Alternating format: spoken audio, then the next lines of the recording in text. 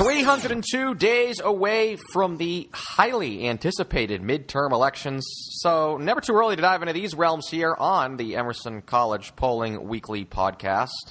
Emerson College professor Spencer Kimball is here. Spencer, traditionally midterm elections hurt the party in power, which in 2018, that's the Republicans. 36 races for governorships, 33 Senate races, 435 seats in Congress up for grabs. Again, a little early, January 8th. A lot can change in a very short period of time, as we saw in Alabama, so let alone 11 months. But where do we stand here? Well, Larry, as you said, we do have a lot of time. We have 11 months, and most of the states right now are just in their nominating process, which means that candidates are collecting signatures and just trying to give themselves viability to get on the ballot. And then we'll have to watch a series of primaries starting in Texas is in March, but pretty much all of the primaries are between May and September. And that's what will clear out the field and let us know which horses are actually going to be running. And as you said, these midterm elections traditionally have hurt the party in power. And so if we take a look at 2010, the Democrats went from 57 down to 51 Senate seats.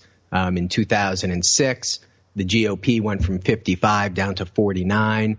But in 2014, the Democrats went from 53 down to 44. So you can see that typically it hurts the party in power. 2002, there was no change, but I think that's a little bit of a bandwagon rally around the flag. Yep. Exactly. So we should be expecting some gains for the Democrats in the Senate, as the GOP currently holds, as we know, that razor-thin 51-49 lead. If it becomes a tie, that would obviously go to the vice president to break.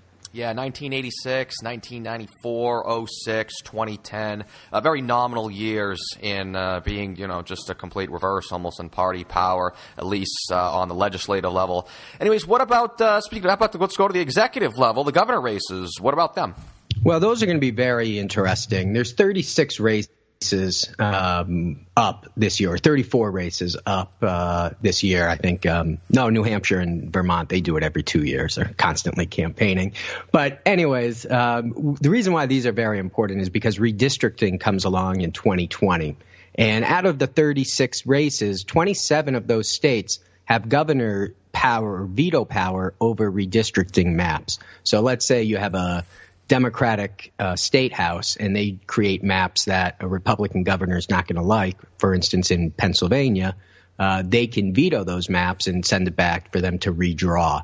And so the Democrats are really looking at the Rust Belt of Pennsylvania, Michigan, Ohio, Wisconsin, because those are areas where the governor has that veto power, and the Republicans have been in power and been able to draw maps that are more helpful for them to get elected.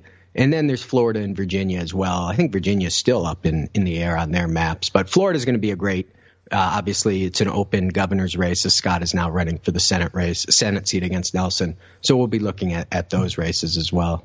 I want to drag you back to the legislative branch, because quite frankly, I think that's where all the eyes are going to be on, at least generally for the general public, media coverage as well. The Democrats pick up 24 seats in the House for a majority. Are they going to get it? Yeah. So, they need 24. They need to get to 218 to take the majority there out of the 435 seats. And so traditionally, once again, it should go in the Democrats' favor. Outside of 1934, 1998, and 2002, all incumbent parties, hence the Democratic or Republican Party, have lost seats in the House during that time.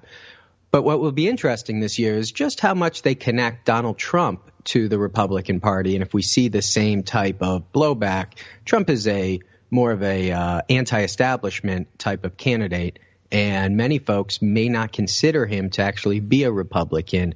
And so the Democrats might be in trouble if people don't align the party politics with the people, which is a classic technique in these midterm elections. And it's all going to hinge on the economy. Where is it going to be some 11 months from now? But that'll be then. Thank you, Professor. You're welcome. Thank you very much. Yeah, suffice it to say, this is definitely not going to be the last time we look at 2018, first of many, Well, we look forward really to digging further into the numbers, both on the Emerson Polling website and here in this space.